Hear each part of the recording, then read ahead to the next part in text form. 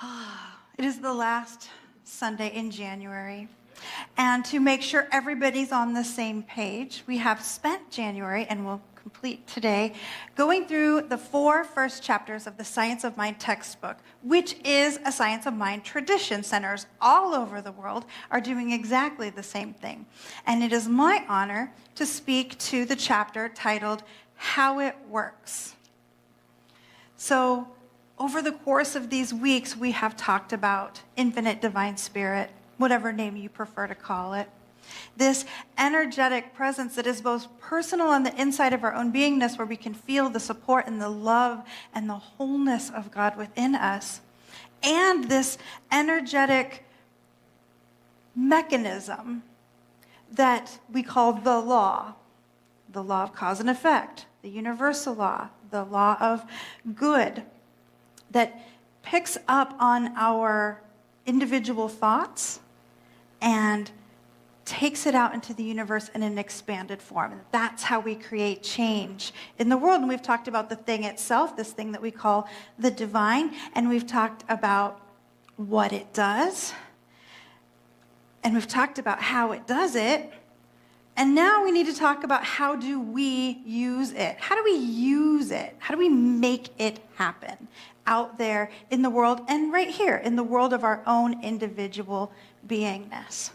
And as we go into this message, I really invite you to search your consciousness and see if there's anything in your individual life or in the world at large that you would prefer to see differently, that feels more overwhelming than you as one individual being could possibly make a difference in. I mean, all it takes is turning on your phone or a TV or having a conversation with family before something comes up that feels like, oh dear, here we are. Now, the good thing is, across all of these wonderful talks, we also learned that thing that we call the divine, that it is indwelling. It lives inside of us. That's where we make connection with it, and that we're built out of it. And therefore, all of its capacity of good is built right into us. So it can feel overwhelming, but it is not impossible. But we have to choose possibility. We have to choose living into a world where all is possible in order to utilize that part of ourselves. Because knowing about the law doesn't get the job done. We have to actually use it. This week, of course, was Martin Luther King Jr.'s day to celebrate on Monday. And he's a really prime example of someone who saw beyond what seemed to be possible. So I have to share with you a few of his words. They will be familiar, but I invite you to hear them from the perspective of whatever it is in your world you are ready to see be different.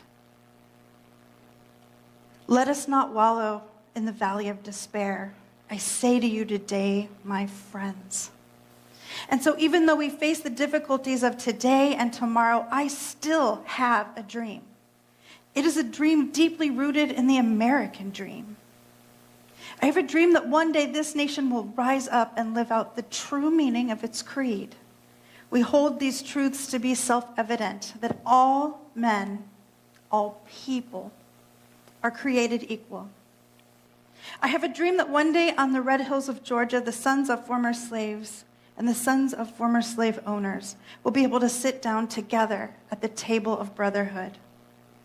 I have a dream that one day even the state of Mississippi, a state sweltering with the heat of injustice, sweltering with the heat of oppression, will be transformed into an oasis of freedom and justice. I have a dream that my 4 little children will one day live in a nation where they will not be judged by the color of their skin, but by the content of their character. I have a dream today. He spoke those words on August 28th, 1963 at the Lincoln Memorial on the March on Washington. If you have not read the whole speech or have not read it all lately, I invite you to go back and visit those words. what it does for me is it places me right on the precipice of seeing all that he dreamed that has come forth. The world is so different than when he spoke those words. And yet not all that he dreamed of is here in this moment. And there have been steps forward and steps backward in achieving that dream, and there are people who do not dream the same dream. And what if that is okay? What if that is okay? Right now I'm dreaming of a microphone that is not making funny sounds, and I will achieve that dream. So when we look at someone like Martin Luther King Jr., he looked out and saw a world that was so overwhelmingly against his people. And he also looked to the light of a God that told him freedom was the truth of the good of life. And what's a minister to do stuck between those situations? And it seems to me, as it appeared to have seemed to him, that what there is to do is to choose possibility and to continue to proclaim it from everywhere there is a microphone or a milk crate to step up on top of, and to continue to invite people into that dream. So that is where we stand today, where I am inviting each of us to continue to step into the dream that is our dream. Each one of us individual. There is something that you wish to see be different. And I am here to tell you that it is possible. That we live in a realm of infinite possibilities. Because that's the way the world's built. We don't have to be special to get the infinite possibilities. We are, as we have been singing, one in the one. We are in wholeness and unity with the infinite good. We are one in the one. So what must we do to begin to choose possibility? Well, the first thing we have to do is we have to choose to dream the dream. We have to choose it actively. And this means get out of autopilot mode. Cruise control is a lovely invention. It is not for this. Because when we are in autopilot mode, we keep replaying the same scene. We look out to the world, we see what we see, and we all go, I think it should be different. I see all these things going on. I feel fill in the blank emotion about it. And we talk about it, and we think about it, and we might brood on it. If you're me, you might make a TikTok about it. And that's pressing all of that into the law. And so what comes back to us magnified from the law? Exactly what we have thought into it. So we see the thing, we think the thing, we manifest the thing, we see it again. Ooh, now we have evidence. Now we've got proof. It happened again. We think about the thing, we press it into the law, it comes back magnified, and that is how life comes to be the way it is until we choose it to be different. Which is why we say precedent has nothing to do with principle. Principle isn't bound by it. Principle, meaning the laws of the way the universe works, is not held by what has happened. It only looks that way because we keep looking at it and thinking about it and making it happen again. There must be a better way, friends. Surely there must. We've seen the world change, so there has to be a way to move it forward. And that way is to dare to believe it is possible. That's step one. Dare, be audacious enough to believe in the power of your own dreams. Be obnoxious enough to demand of the universe to see a better way. Now, I get myself all good and riled up in my audacity. I'm sure you can imagine. And then 10 o'clock in the morning comes, and 11 o'clock in the morning comes, and by lunch, I'm back in this. Is it just me? Oh, I checked the news. Oh, gosh, so-and-so said such and such. Oh, goodness. So what can we do to help us stay in the audacity of dreaming the dream? I invite you to surround yourself with people, with media, with opportunities to be inspired and lifted up. There are lots of ways you can do this. I mean, you can't flip through YouTube without finding really wonderful, inspiring messages. We all have all the books, right? Here's an idea. Read one. Kind of doesn't even matter which one. Any of those New Thought books will help set you rightly. Pay attention to people that appear to be living their dream that they dreamed, that are active in the world, making a world that resonates with what they desire. And let yourself be inspired by them. Ride the wave. And at a certain point when you're riding the wave, I promise you, you will look back and you will notice that you are creating a wave of your own and that there are others coming along behind you. This is how it works. Rather than looking at what isn't working and thinking that into the law and manifesting another round of it, instead we're looking at something that is working, something that is moving, and then we're manifesting that. And that inspiration comes through us. And it begins to impact ever more people. We have to dare to believe that it's possible, but we don't have to believe that we must do it alone. We are one in the one. It works to say we are one in the one as much as it works to say we are one in the one. All of us are in that infinite oneness, and we are all impacting one another all the time. And that infinite oneness, I point up not because it's up there, but because that's sort of the cultural agreement that is the symbol for. It would take a lot to do the whole, all of everything. I feel like Avatar, the Last Airbender. Raymond Charles Barker, who was one of the most powerful, most beloved ministers in the history of our movement, said, "The clarity of the infinite mind is the clarity of my mind. Therefore, I think with ease of my accomplished goal. It is being created in my mind right now. Everything is created first in mind and then comes out into the world. Everything. Every invention, every fresh idea, every innovation, every moment of expansion happened in the mind first and then manifests out into the world. I've never accidentally built a toaster. Not even one time. There was metal and toaster. No, it always starts in the mind. It always starts with ideas. There's really only one thing that can stop you. And whatever just came up to your mind, it's not that. It's not that. There's not a politician that can stop you. There's not a teacher. There's not a spouse. There's not an ex-spouse. I know, take a breath. There's only one thing can stop you. And it's the dragon of doubt.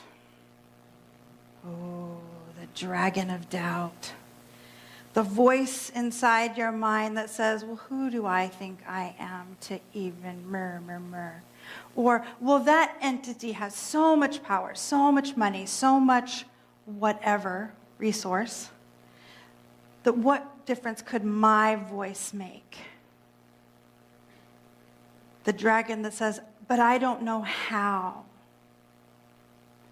We have to de-fang the dragon of doubt. We have to rip out all of those teeth that bite into us and try to make us believe that we are not one in the one, that we are just individual, weak, tiny creatures that do not have a connection to anything powerful. Because is that true? No. The infinite expresses as its creation. To put that in English, God, Spirit, the universe expresses as every human being. Every sentient being is the divine in form. And that is our job, to wake up and notice it. And when the dragon starts saying, who the heck do you think you are to think that you can make this difference? We turn right at that dragon. Apparently the dragon's over there. We turn right at that dragon and we say, no, you are full of silly nothingness.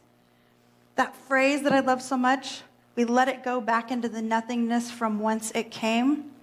It was never real. It's like a spell that's been put over humanity to believe that we are tiny and weak and ineffective, but it's a lie. And we do not have to believe it. We can defang the dragon of doubt. And my favorite tool for this is to pray to remove the obstacles before we even pray to get the goal. Start where the problem is. Pray away the doubt, the fear, the lies, the things that we have been trained to think hold us captive. Absolutely not. Absolutely not. Do I let a dragon stand in my way? The voice that said things like, you're going to record an album? Who do you think you are to record an album? I clearly didn't let that stop me. Whap, out of the way. Oh, you're going to write a book? Who are you to write a book? You've been a minister for 14 seconds. That was approximately accurate timing. I don't even think I was licensed yet when I sent it out for editing. Knock it out of the way. It was never, ever, ever true. And it's not true now. And it will never be true, ever. Pray to remove the obstacles. Pray to remove the influence of what is causing you to listen to that dragon. And then take your dream into prayer. There's this whole aspect of spiritual mind treatment, which is our form of affirmative prayer, that gets a little poo-pooed. A little poo-pooed. And it's denials. And denials sound like this. When the voice in your head comes up, you're right in the middle of prayer. You're claiming it, right? I'm claiming my good. And then a voice pops up in the middle of my head that goes, oh, but you don't have the money to make that dream happen. And I hear it. I hear that dragon in there. And I say, right in the middle of the prayer, and any thought or fear or doubt or voice in my head that has been leading me to believe the lie that I don't have enough, I reject it. I reject it. I send it right out of my consciousness. I heal it right now in this moment. And I send it back to the nothingness from whence it came, because it never meant anything. It was never the truth. And people will say to me, but Reverend Leslie, doesn't speaking of denial, isn't that pressing what you don't want into the law? Did I say? And so now in this prayer, we're going to honor and respect the doubt and the fear. No, we cast it out. We cast it out so that we can return to the power of claiming our good. Get it out of there. Defang that dragon. Send it on its way. And if you are one of the amazing people that never, ever has a doubt pop up in your mind, bless you. You can just disregard that whole lesson. But if you are like me and occasionally a doubt surfaces, take advantage of those denials. Get it gone. One of our beloveds who influenced Ernest Holmes, who founded this teaching, Emma Curtis Hopkins, she was one of his teachers, she talked about denials and that we cannot let these fears, these mistaken beliefs slow us down. Absolutely not.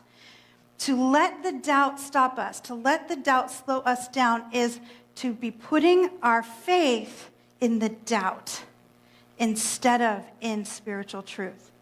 Because the thing that we have the most faith in rises to the top. It rises to the top. Take a breath. Thank God we don't believe in sin, right?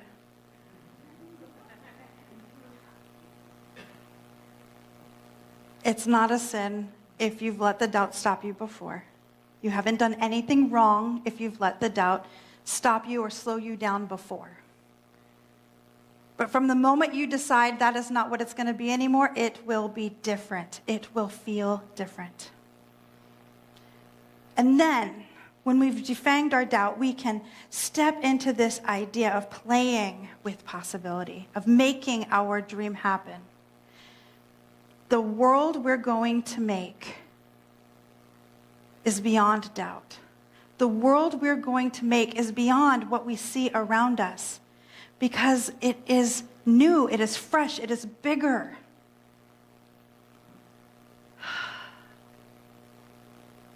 We deserve to get to have that world.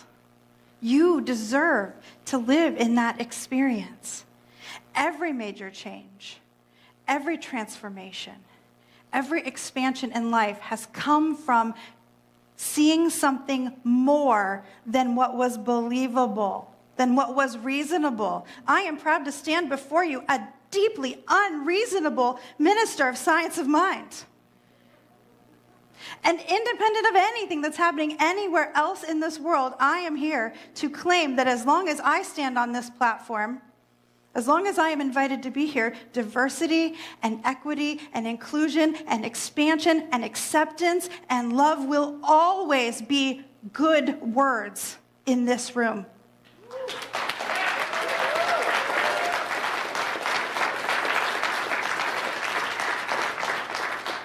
Those are words that reveal the power of love. That our doors are open, that our hearts are open, that our community is open to all who come, and we will make the space. I will not believe the dragon of doubt that has whispered into my heart that we are going backwards. I will not go backwards. Ernest Holmes hated the word retreat. He said, invite me to an advance and I'll come, but I will never retreat. But he also led these big events in Asilomar everywhere where people could do spiritual practice together. Last week, Reverend Karin gave you a challenge. She said it is time to move beyond proudly, loudly chanting daily substantial spiritual practice and to do it. So I'm going to hop right on her invitation, her seal the deal moment and say, this is the time, friends. More than ever before, this is the time to step into that practice and claim the dream that is yours and be brave and move past the dragon. Create the world that you want to live in. This is what we're called to do. And so it is.